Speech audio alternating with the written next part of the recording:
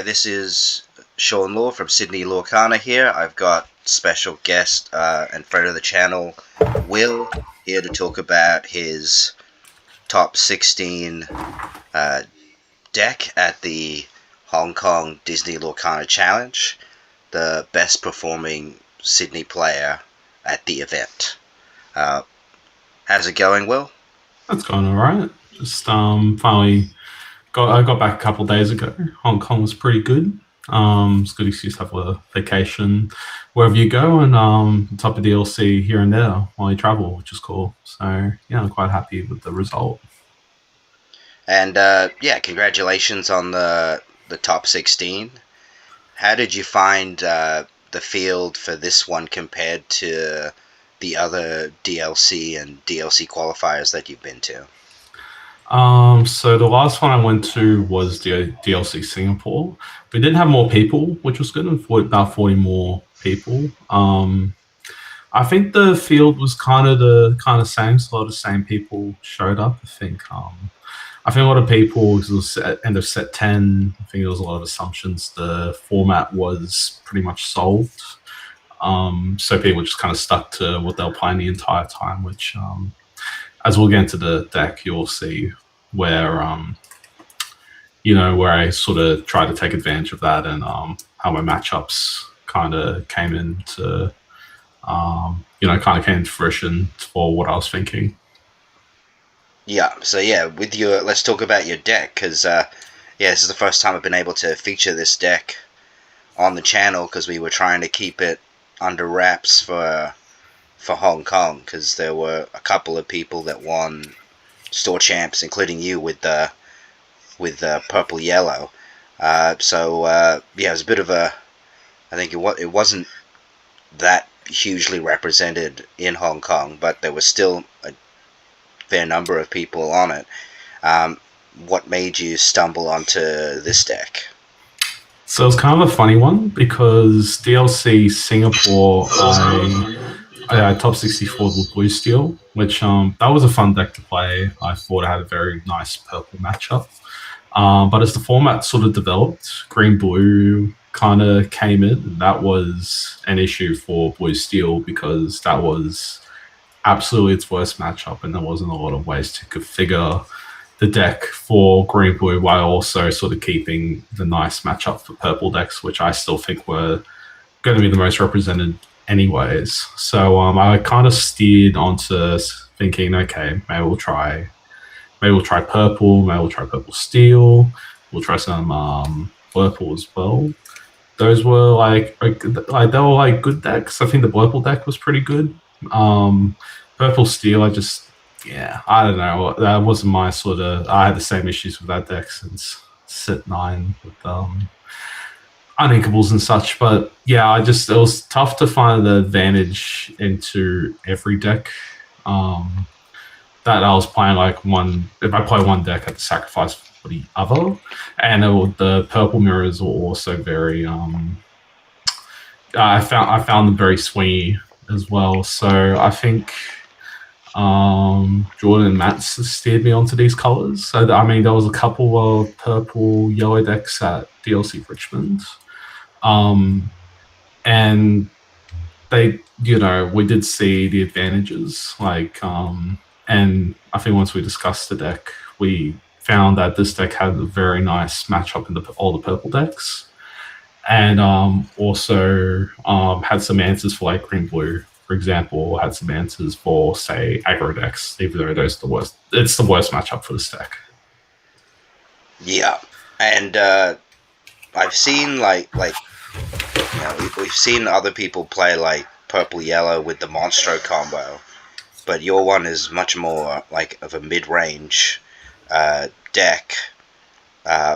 What made you decide to cut the Monstro combo and focus more on just making it like a mid-range deck without a combo finish? So the combo is pretty it's obviously a good combo because it wins you the game.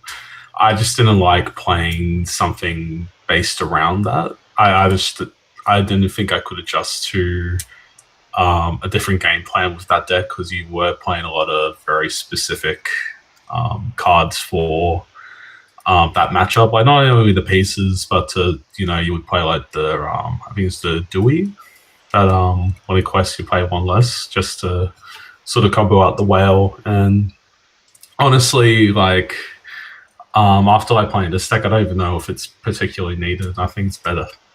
Like you can see in this deck compared to say like Sansayed's monster deck, you had a lot more options to control the board and win the game anyways. So yeah, I didn't really think the monster was needed. I did test the monster by itself for this deck as well, but it didn't make the cut. We thought it's best if we just lean into cards that help out the invasive war and the aggro matchups. Alright, then well, let's talk about the configurations of the deck. So you've got 11 1-drops. What was the reasoning for, I guess, having 11 instead of 10 or 12 or 8? I guess I guess the specific amount, I don't know. 11 was just kind of the vibe. I think we were playing 12 for a bit. 10 felt a little bit too short. Realistically, like the Only, like that is a 1-drop. It isn't what you want to see into like an aggro deck, for example. You would much rather see Royal Guard. And Rafiki is just basically more copies of Royal Guard because even like into the non-aggro matchups, the 1-drops were really effective with a card like Demona, which once you turn all your opponent's characters sideways, you can always find good trades with the 1-drops. So you're able to, put all your little minions into your opponent's bigger monsters and make efficient trades, it was basically essential to winning the game. Like once you get a solid Demona off and your opponent falls behind, and you can still keep tempoing ahead with Genie and Hades and just keep removing their monsters. I think that is sort of the best way to try and win the game. But and also Rafiki was quite important for the say Dogs matchup or even Amethyst. You'd need to have a 1-drop first matchups. You need to. And especially with the Lantern as well, that was basically a way to play 2 1-drops and get up to 4 ink next turn if you do need to go for like a Genie, or if you need to get to Elsa sooner, or if you just need to start playing more Mowgli's. Okay. And then let's look at the 2-drops. So you've only got 8 for Mowgli for... well, actually, you've got also the song, but... I guess your main 2-drops are the Mowgli or the Lantern. What were the different advantages of each of them? So it was probably more...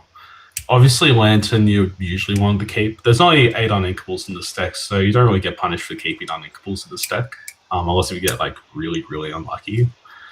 The Lanterns, obviously, it makes your deck play like a Blurple deck. Yeah, and then the Mowgli, sometimes once we know our opponent's matchup, I would keep Mowgli blind just in case, because say if you're going second versus Dogs, you need to try and snipe the Chromacon out of their hand as soon as possible, because we unfortunately don't play outs to the Chromacron. I did find out after the event there was a card I could have played, but it didn't make the list.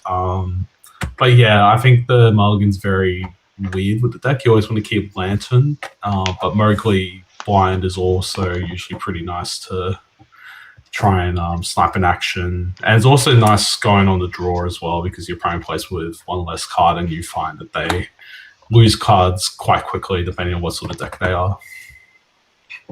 Yeah, well, it's quite common, I think, when if you can play even playing the Mowgli later in the game, like, if your opponent will often have a non-character card that they're sitting on in the hand, and so if you can play the Mowgli at the right time, you could just snipe it, and then their hand becomes a lot worse.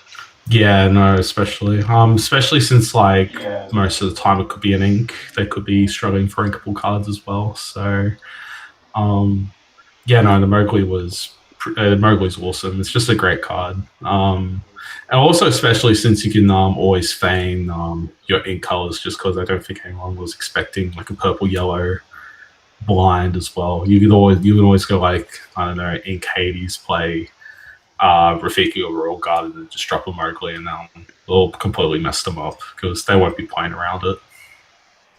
Yeah, that makes sense. And I guess your other 2-drop is the Delamoon song that you're running Yeah. as a 2 of.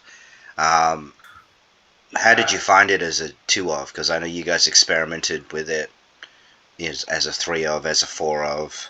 So the Dellas, I would say it's a Matt Conlon sort of special. We'll test in like 3 and 4, went down to 2, but it's just a solid song to get your Mowgli's into the Mona game plan. I recall during the tournament I had a Blurple matchup.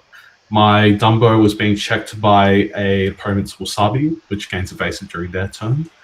So when they quested it, I sunned the Dellas on their Wasabi to then get Dumbo to be able to trade into it, because Wasabi only had 1 attack after that. And yeah, no, it was just a solid trade where Dumbo was able to start drawing cards and rolling the game, which was cool. The other thing about Dellas as well was it was also an Iago answer or a Giant Cobra answer. It even took out a couple of Palace cards as well, and it was free ink, so it's always an efficient trade. Yeah, so you just keep. It's just good removal, helps you trade, and it was very solid. It's kind of like a singable Hypnotic Strength from a Blurple deck. Yeah, because it also draws you a card as well. Which is just like Hypnotic Strength. Just being able to go +1 in the purple mirror, where there's no one has a big hand. It's like two cards or 2 cards, just a couple things on field. If you just get that sort of removal going with that lets you draw a card, the advantage is just going to go your way eventually, which is great. Alright then, well, let's go to your 3-drop. So I think you've just got the Cat and the World's Greatest Criminal Mind, and is the Horseman's a 3-drop. Horseman's one also a 3-drop? Yeah, so obviously we were trying to aim for Lantern every game, but sometimes we do have to go 1, 2, 3. The Horseman, sorry, I should talk about Cheshire Cat. Cheshire Cat, it's just, we always kept it lined in the mulligan. It's just a crazy card. I don't think there's anything too much more to say. It's just a card that just says, hey, you can just do, you can just make all the trades possible. It's always going to check the opponent's board. It's always going to, fetch a Hades or a removal or something like that, just because its presence on the board is just insane. I was considering playing the Bagheera 3-drop as well, which is just an amber 4/4 vanilla, just so we had another card to play on 3. But it didn't really make the cut because I don't know, but it didn't really make much sense. And well, I mean, you sort of play the deck ideally as more of a, you try to ramp, right? So ideally you want to go 1/2 or 1/2 1/4. Something like that, yeah. As obviously to going 1, 2, 3, 4.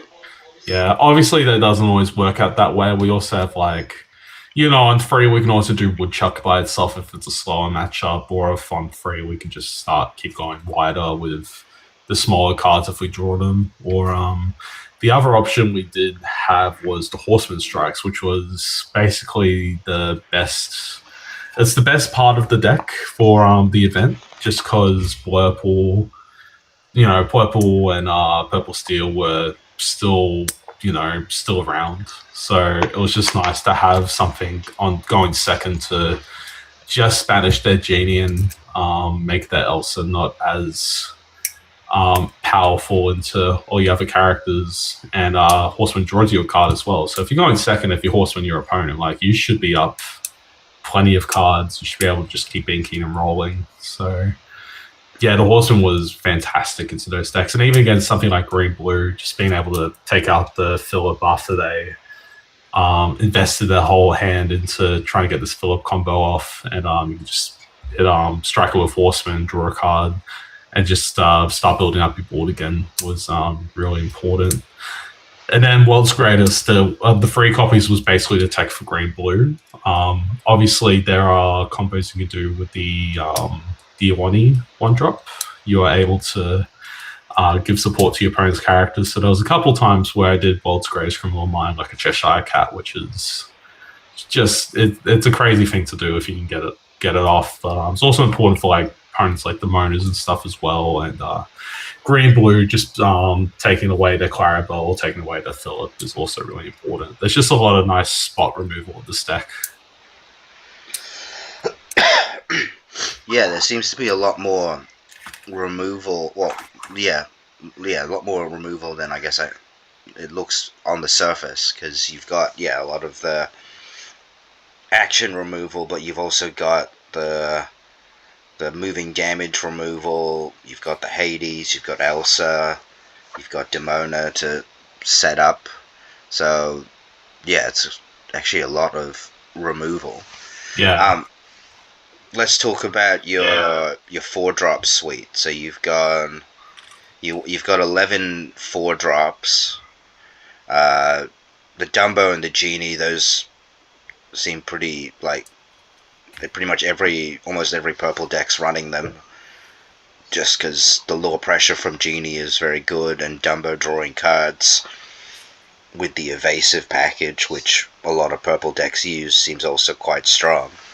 But let's talk about the Iago, I guess, because that sort of comes in and out throughout, like, the course of a set, depending on how much removal people are packing for illusions.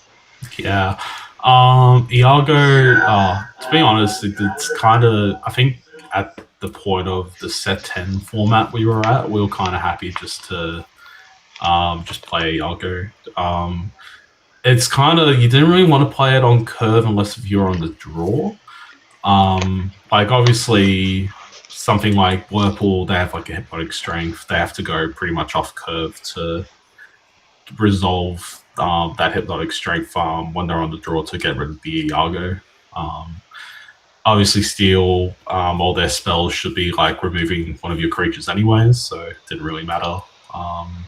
And no one's playing like the cheap like Improvise or Fire the Cannons really as much anymore. So Iago felt comfortable, and if it sticks on board in the purple matchup, like it's probably gonna it'll win you the game just because it's such a insane body to have into that matchup.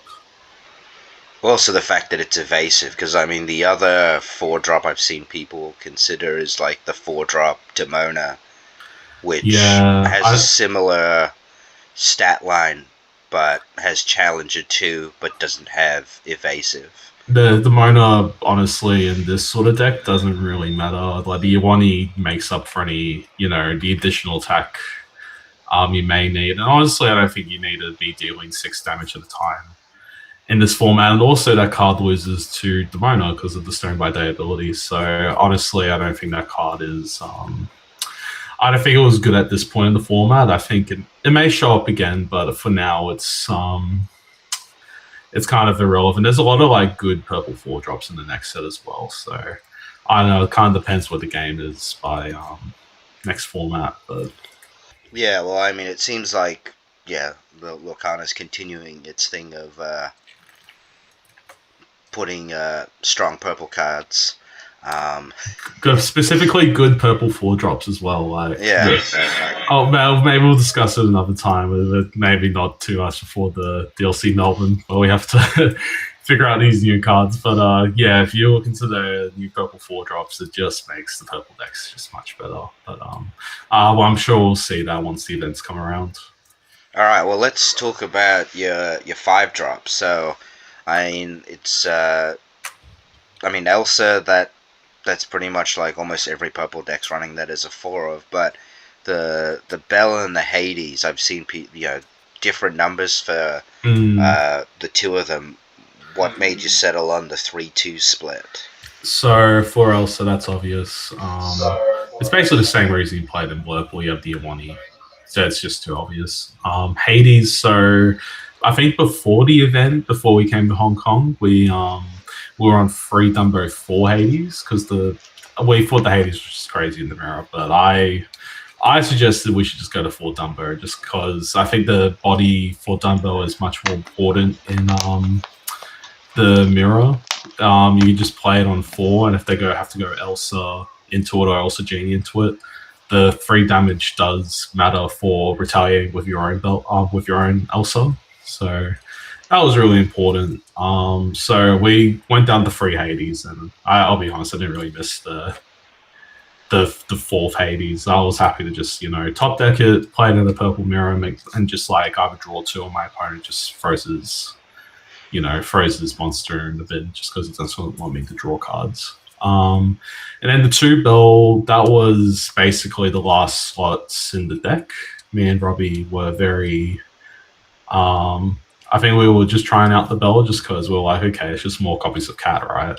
And yeah, no, it's just more copies of Cat. Like the Bell is such a swingy card in the first place. It just does complete like a full cycle of just like trading and like just moving 3 damage is important to take out just like one last creature or one last evasive. So yeah, no, the Bell was incredible. 4/4 body that quest for 2 as well is so valuable. Not a lot of decks can take it out consistently and quest into a Cat. Like, it's just great. Would you ever consider increasing the number of Bell, or did you think 2 was the sweet spot for the event? 2 was perfect. But now we have like 4. Basically, we just considered it more copies of Cheshire Cat now. So we're just happy to just Cheshire Cat's just a more efficient Bell, if you could say that. You can just play the Cat out if you have it sparing. Bell was a bit more costly. So yeah, no, 2 was fine as a surprise factor, I guess you can say. All right, and then let's talk about... So, yeah, your only 6-drop in the deck is Demona. Did you find that... Were there any other 6-drops that you thought of running, or you just thought, Demona was ideally what you wanted to be playing on 6 most of the time? Yeah, I wouldn't say like I was always doing Demona on curve. It was always, you have to set up your board correctly first before you do a Demona, because your opponent will most likely be drawing cards off the Demona as well. So you want to make sure they have a very much empty board after you resolve it. Just so once they start placing stuff on board again, you can just start taking it out again and just keep rolling your board presence further. Other 6-drops, there was the new blue Amber 6-drop. I think it was like a 3/8. Give support, it's also a bodyguard, which is pretty cool. It would have also made the World's Greatest Criminal Mind a bit more consistent as a free attack support character, which there wasn't really.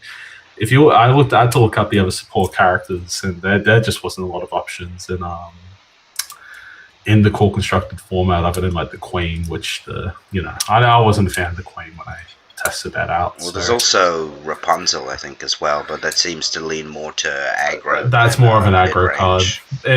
Really, the support's there to boost your characters to bigger numbers and to proc World's Greatest Criminal Minds. A 1/2 support wasn't going to cut it in this deck. So yeah, but we're just happy to play the Demona. The blue was a little bit too expensive for me to play, and I was happy to just keep it 1/6. And then, I guess the last card we haven't talked about was the Junior Woodchuck's Guide. How did you find that in the... Oh yeah, no, it's perfect. It just says draw 2 on it. Like, you just don't really care. I didn't necessarily I did play it up, just left it there if I needed it. But obviously, you do have to be careful of opposing Benjas and Wasabis. So if I was playing against those cards, I saved it to make sure I got the 2 cards out of it. Yeah, it's not fun getting your Woodchuck sniped during your opponent's turn. So, but yeah, just when you get up to those high ink amounts, especially against Blurple where they ramp you, the Woodchuck was just crazy.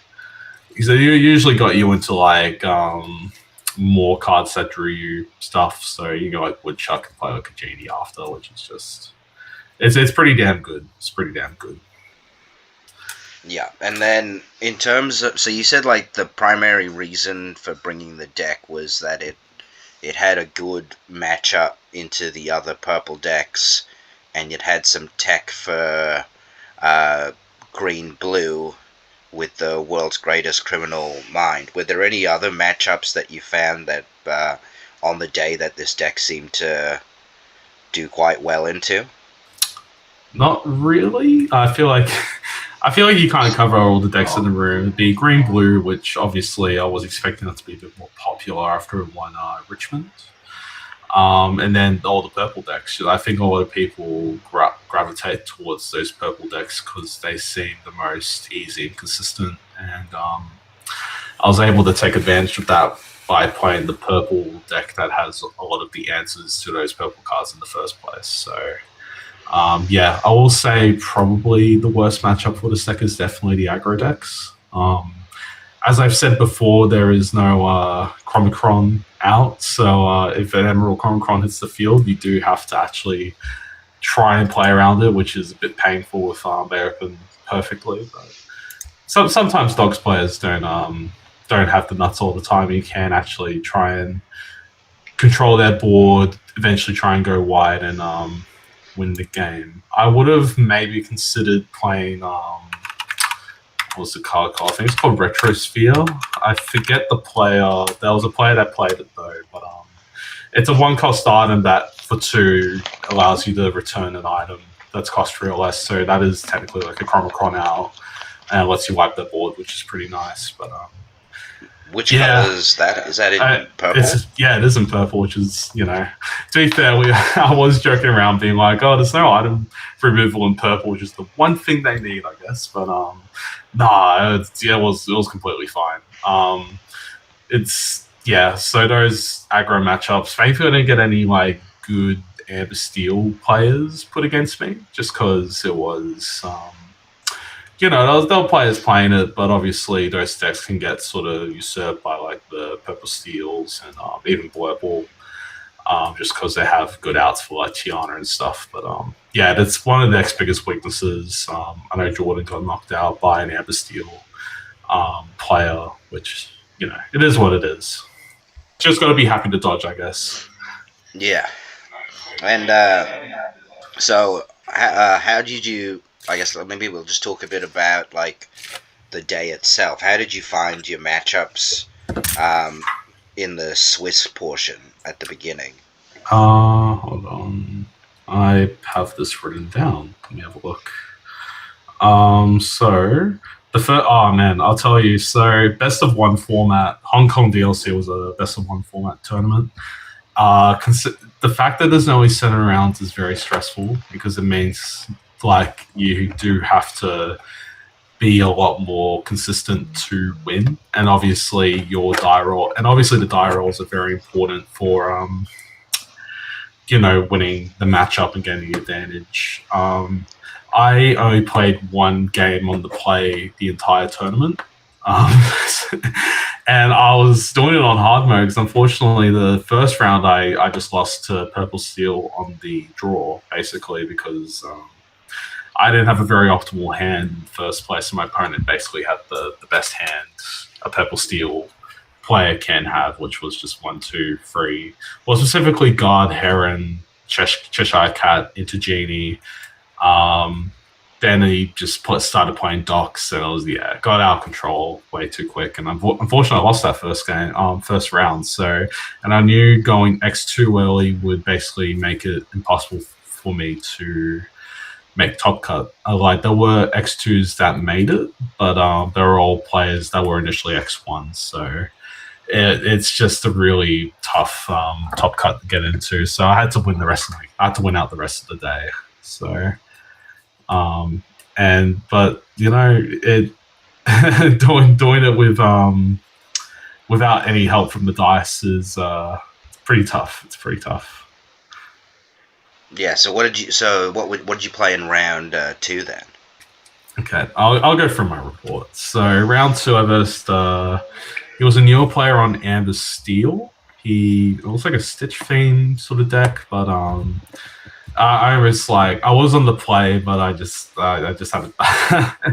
It could have turned out very poorly if it went the other way, just because like he had double Daisy on me, and that was over my whole day, just because he had double Daisy. But thankfully, he slowed down. I was able to creep over the finish line and win. So I think that was the one game I had to win the die roll, and otherwise I was going to be in a lot of trouble. Round three was green blue. I lost the die roll. I had to play on the draw.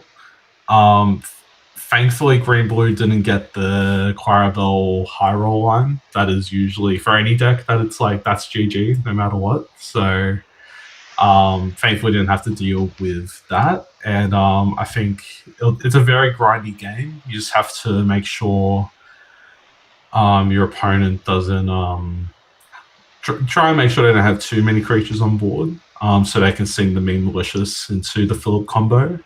I was able to build my board quite widely with evasives, and I didn't get done by end of the sea either, which was good. So, and basically just grinded it out, made them keep top decking for cards, and eventually I was able to sort of quest my way to a win there. The World's Greatest Criminal Mind, thankfully I drew two of them. I think if I didn't have those, I would have lost the game, no matter what. What did you get rid of with the two greatest Criminal Mind plays? Was it it was like a Clarabelle that was dropped super late, and then it was a Basil as well. So just getting rid of two, considering I can only play one thing at a time, just getting rid of those big characters it's just always nice. There's well then I guess because they basically spend their whole turn playing out a character, and then you can then either play it or sing it and then expand your board and quest further. Yeah, putting more pressure on them. And I'll say as well, it's also where the fourth Dumbo really came in and shined, just because it's an evasive that lets you draw a card, and it's also a free attack body, so you don't have to worry about it getting under the seat or whatever. And Mowgli is also really important in the matchup for sniping their actions. I thankfully sniped it into my will, which would have changed the game completely if my opponent resolved. So thankfully I didn't have to deal with too much of the green-blue sort of pie roll shenanigans. So I was happy to just sneak my way through that matchup. I'll keep going. Round 4 was Blurple on the draw. This was a different matchup because my opponent is Ramp. I believe I got my Lantern off, so yeah, that was pretty quick. It is basically if your opponent the way this deck beats Blurple is Blurple eventually runs out of cards, just because they don't always have. They always feel they don't have the time to go Woodchuck Guidebook or something like that. They need to keep taking care of your board as you keep retaliating with Horsemen and stuff like that. You just keep going. Round 5 was Purple Steel on the draw. We won that as well. This was a bit stressful because, it was about 12 minutes left. I was doing some Demona stuff. I was definitely going to win the game. But my opponent decided that I've somehow I did it. I inked somewhere within. Was this the one where you had the judge come over? Oh, it was super. It was stupid. It was my opponent said, "Hey, you had 6 ink. You didn't have 7."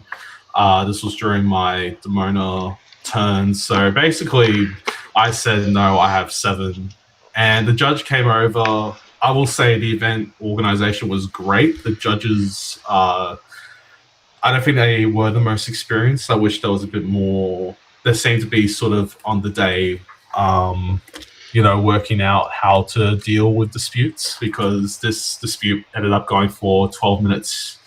Basically the guy couldn't even name the ink that I inked that turn to get up to 7 when I tried to ink again. So it was just a silly argument that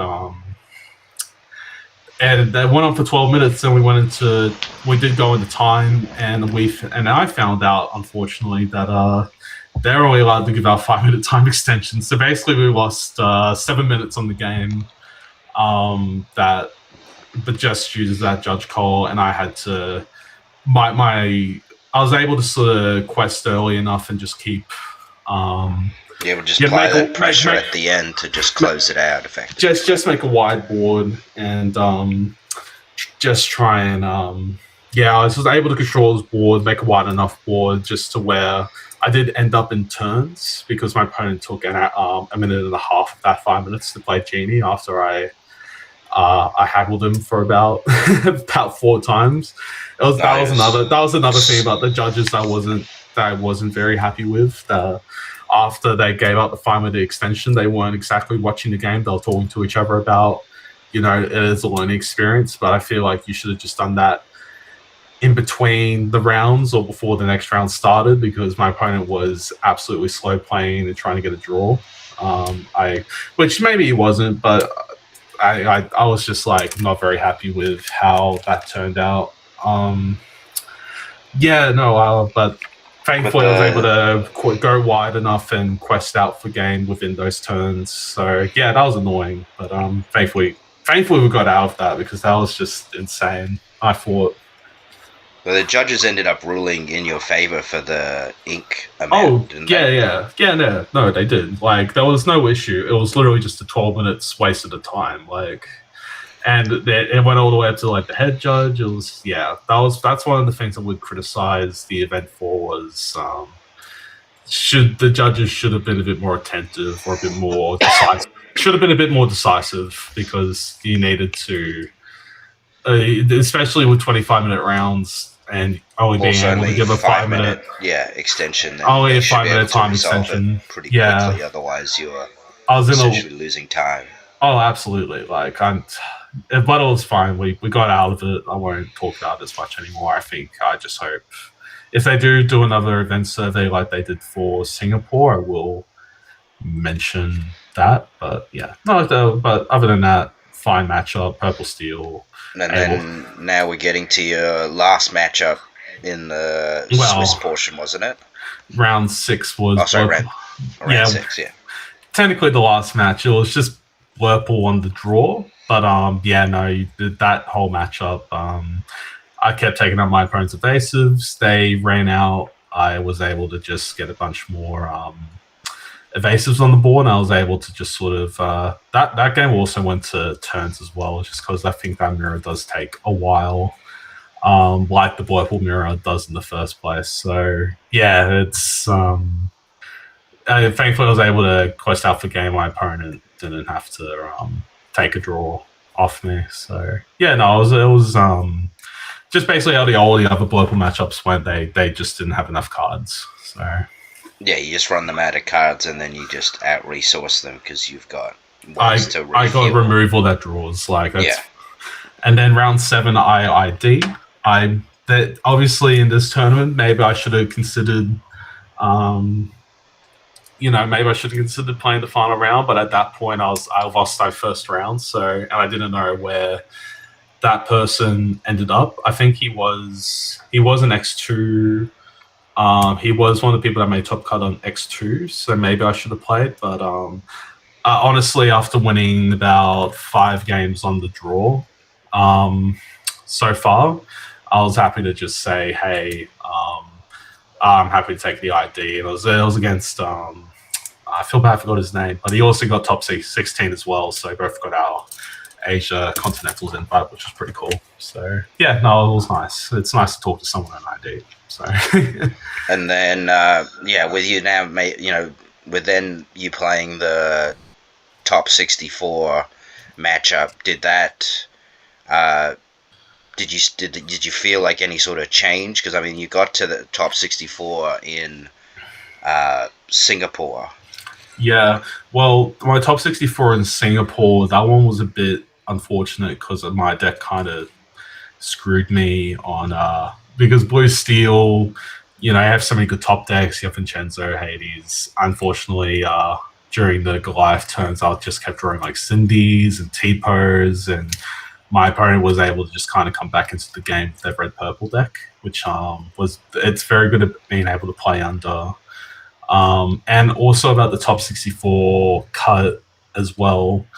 is it is they don't give you deck lists till top 32. So I had to, you always go in blind. You just don't know what you're playing against, which I would maybe consider changing, or if you were just going to make it like another round anyways, I would just prefer if they done another Swiss round instead. But I don't know. It's how they want to structure the tournament. I play by the rules, but it did end up sort of benefiting me anyways, because my top 64 match was the mirror, and so I was ranked 41 coming into it, which was a little bit disappointing. But it is losing your first round, I think, does affect your tiebreaker by a bunch. But no, thankfully, the mirror came in, the yellow-purple mirror. It's not a great mirror. It's an awful mirror. But once I saw the Inkiago play Iwani, I was like, okay, now we might be able to do this, because I thankfully got a couple of Horseman Strikes back in my mulligans. So, and he didn't do he didn't even have Lantern even. So I was able to go 1, 2, 3. I think he did like 1, then 1 on 2, and then he did Woodchuck on 3. So I was getting ahead already, and I was able to just keep banishing his creatures with like Elsa, Bell, Demona, and it was basically just a very prolonged sack sort of game from my end. But that's kind of how the mirror goes, unfortunately. And was there a dice roll for top 64, or was it seeded based? It was seeded, so I was number 41. So I kind of expected that I'd be on the draw the entire top cut, basically. So, but I didn't mind, because I feel like this deck has pretty nice, especially after playing my pretty much my entire Swiss on the draw. I was kind of happy to just play. I was happy to just keep it going, because obviously something was going right with the deck to allow me to get up to that position in the first place. All right, then. And how did you find the next round, those top 32? I got very lucky in this one as well. This was the Dogs on the draw. Dogs is probably the worst matchup for this deck, just because of the Chromacron. My opponent thankfully didn't get like the nuts hand. He kind of had to play like Amber. What I've been told is kind of like Amber aggro for Dogs, where they just play characters and quests. And it was also, I should say, it was also against Lorcana Justice, who's on Twitter as a podcast as well. Hold on, I think it's called Akana Llama. I was listening to it earlier today. Sorry, I just want to make sure I get that shout out correct, because it was a good podcast when I listened to it. Yeah, Akana Llama. He talked about his experience as well. That was a stressful matchup, because obviously you get your deck lists, you see what you're playing against, and your heart kind of sinks when you see 4 days dark, 4 lady. Oh, absolutely. So I was able to. I did open somewhat optimally. I got a couple 1-drops and Mowgli, which is really important on the draw.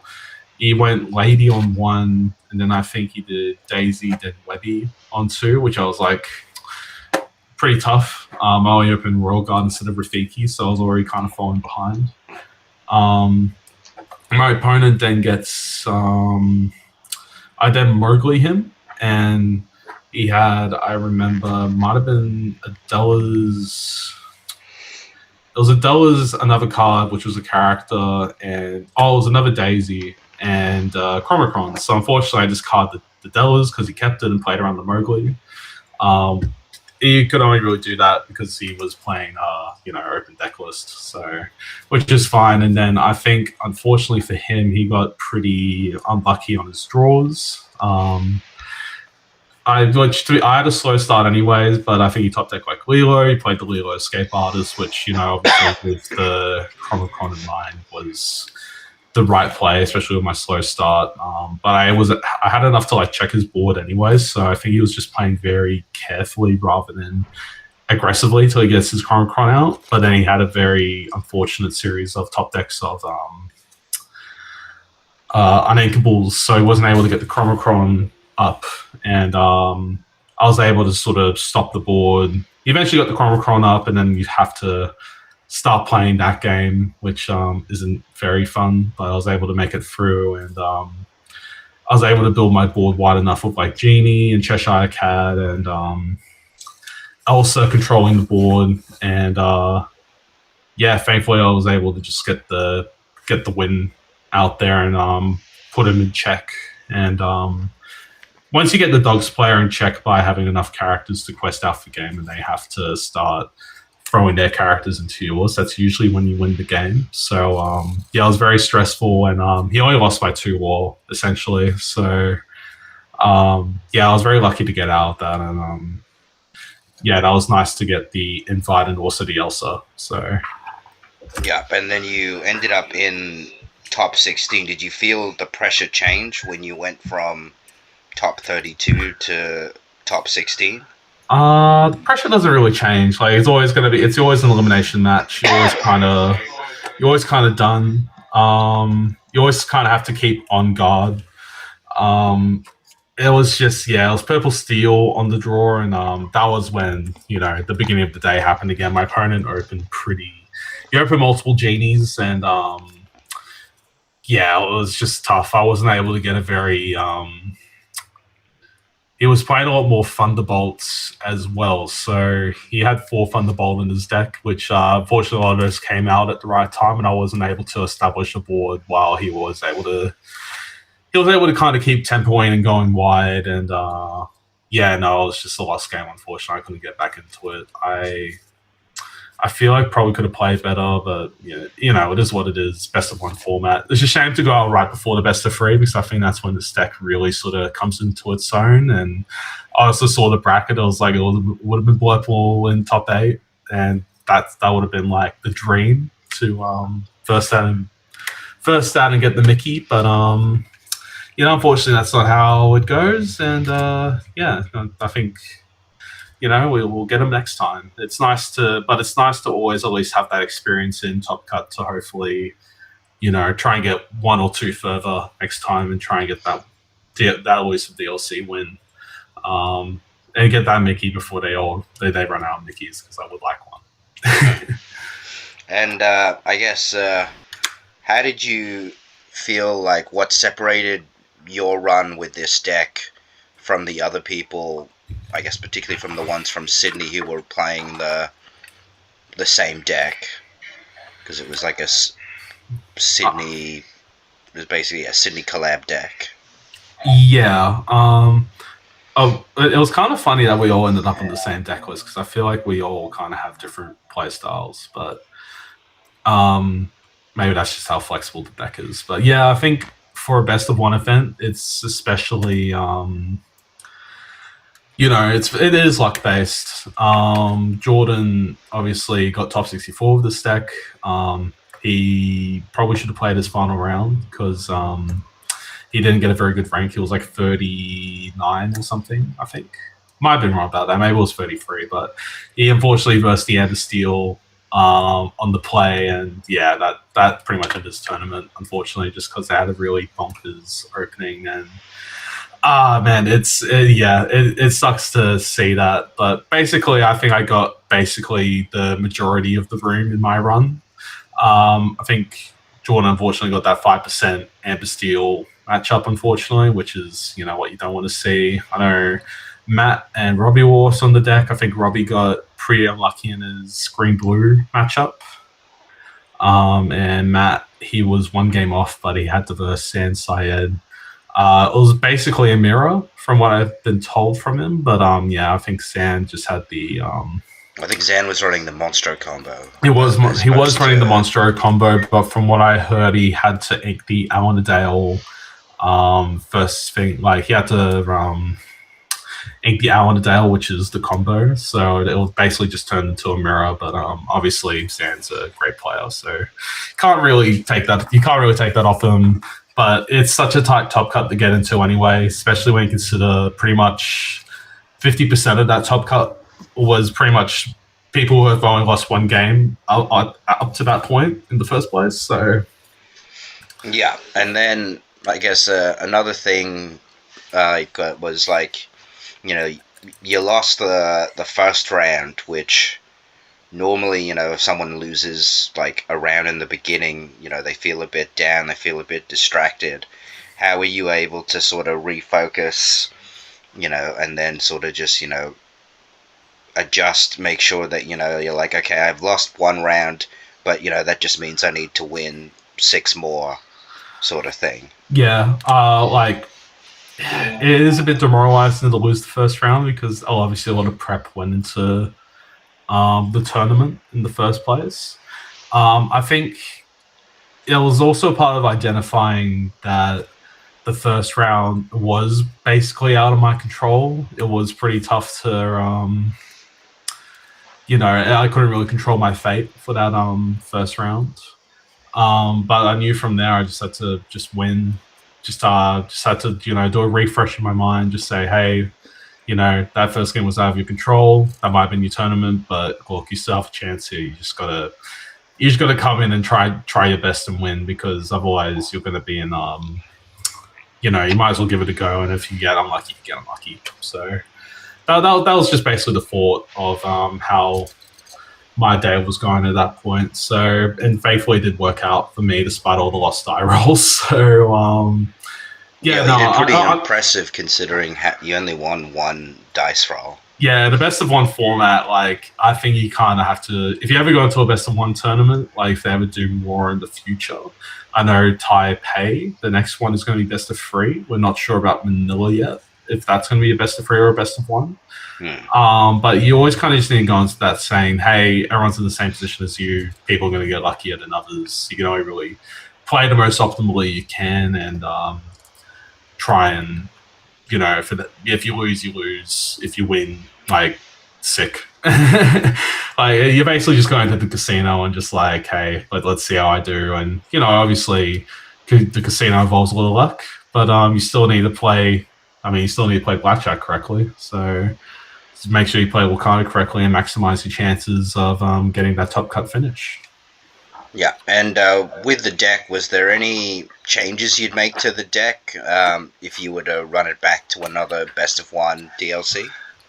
Honestly, maybe Retrosphere makes it in. I did see that card on. I forget who top with it on top 64. I'd have to look it up again. But yeah, no, that card probably just for dogs. I probably would have considered maybe one or two copies of that card. What would you have trimmed to put it in? That's the issue. I have no idea, because I feel like the stack list is already very, very, very tight. Like you could cut a one drop that makes the dogs matchup worse in the first place. But like, you basically I built the stack for purple and to try and beat green blue, which I consider a pretty tough matchup. And yeah, maybe I don't know what I'd do. I have to think about it. Obviously, dogs is a bad matchup, but it's not going to be a majority of the room. It's going to be like a fifth or fourth most represented deck. So I think I'd rather just play to the majority and, play for my chances. And, sometimes you get unlucky and just match up against all the dog stacks. But, if that happens, then it's like, okay, I should just pull a different deck. But obviously you can't really control that part of your game, and you never, you're always going to bring a deck intending to aim for a certain particular matchup, or and if you don't get it, then you don't get it. It's just unlucky. So yeah, I would say this deck was pretty much perfect for the purple decks I was aiming for. And yeah, I don't really have anything else to say about that. And is there any, if you were to give a piece of advice to anyone listening who was trying to break into top 16 at a DLC, what piece of advice would you give them? You just got to grind. You just have to put the work in, the effort in. You can't. There's no shortcuts in this game. Like, I would say this game, you can win with deck building. Like, this purple yellow deck was very obviously engineered for a specific purpose, but it's been just about, you need to put the time into your deck to understand where you need to be, how you win, how you achieve your objective, knowing your matchups, especially because I feel like this game you get a real advantage about knowing how to play particular matchups. And yeah, no, you just got to keep working at it, analyzing your gameplay as well. I feel like set 10 was very good, but I will say there was a lot of like sort of sackiness to it, especially with the green decks. You just need to identify, hey, doesn't matter what deck I was going to play there. Doesn't matter how I was going to play there. Lost to that. Don't let that demoralize you. Obviously, think about if you need to, is there a better play I could have done there, or a more realistic sort of play pattern you could have done there to try and maximize your chances. But hey, it's Lorcana. Like it's a Disney card game, bro. Like don't stress out over it. Just keep practicing. Make sure you ask others as well for help. You don't want to do it by yourself in this game. It's always good to have a good hive mind, because I don't think this deck would have come to the point it went to for Hong Kong if I didn't have others around me to talk to. So yeah, no, it was good. It was good. And with the without like telling anyone what you're going to actually play for the next DLC, is this purple yellow configuration a deck that you're looking at least to explore potentially? I have already started exploring it. I won't say too much, but it's kind of obviously set 11 so far has offered a lot more, aggressive decks to come in. I think everyone's dooming about it. But then you also have to consider, okay, it's DLC Melbourne. The set's going to only be out for a week. Everyone will be scrambling to find cards. Is dogs and all that really going to be like the most popular deck in the room? I would also think, like Amber Steel might be Amber Steel as well. Even like a more low to the ground purple steel deck could potentially be there. I mean, generally at the start, it's common for the aggro decks to be more prevalent, because absolutely, but you also do have to consider that will be the sort of deck everyone will aim for, which is where the control deck can kind of, or the more upper mid-range decks can sort of sneak in. I would say as well with purple yellow, we do get some upgrades. There are some good purple 4-drops, as we were saying earlier, and there's also that card draw spell as well, which is pretty. Which one? The Rapunzel action one. Yeah, I don't think. Personally, I don't think it makes it into the deck, because I don't think you need it. You are playing the yellow deck with the drawing archetype. I don't think you need the weird conditional one. No, I guess that makes sense. And I would say as well, the most obvious point as well is the Willow Tree. Obviously, we play 4 landed in this list, and having this deck be able to get more copies of the Willow Tree is also very nice to sort of more of those 1, 2, 4 openings going. So obviously everyone will be aiming for the tree. Like FTC is still going to be an issue. It's uninkable as well. So I think a lot of testing will be put into the deck, but I'll definitely be looking to run it back with this deck if it's good enough, though. It's still something to sort of think about, because I'm not sure if, with all the aggro in the format, I'm not sure if this is going to be the bestest medical at the start. This deck kind of, like, if I picked this deck for Singapore, I don't even know if it would have been the right choice for Singapore, just because there was still a lot of, it's still a good amount of aggro running around. But obviously Blurple's also been super upgraded as well, so that's also another question. Is this a better play this deck or Blurple, where Blurple gets another removal spell and they get they get some more characters to play on 5 as well, that gain you resources, and you also have you have access to the same purple drops as well. So it's something to really sort of consider for the next tournament, because this deck feels more like a better call. I don't know if you can take it into a room that's blind, and you have basically, we're going to go off no information for the DLC mod, because I don't even think there's a tournament the week of release, from what I can gather. Unless there's like one of those American collectible tournaments or something. Yeah, I think the next one isn't until a week after Melbourne, from what I've heard. I think there's one in Baltimore somewhere, but yeah, no, I think you just gotta. I just have to have a look, keep playing, maybe purple yellow is the deck to bring, but maybe something else is instead. Maybe it really depends on what range I want to aim for, and really have to look at the new cards as well for Amber. I will say just so no one gets the wrong idea about when coming to play this deck, if they wanted to try, innovate the deck, I probably wouldn't play the Angel Singer and the Yakud. They don't really fit into this deck whatsoever, so I'd avoid that at all costs if you can. That makes sense. And was there anyone you wanted to give shout-outs to at Sydney crew, brother. Jordan and Matt got me onto this deck. They were very adamant this was a good deck, and can't disagree now that I've got the result. They also gave me a lot of advice as well. And Robbie, Sandy, you obviously, just everyone that came to Hong Kong. I really enjoyed Anna as well, Kate. I'm really happy with how we did for this event. I think we showed out again.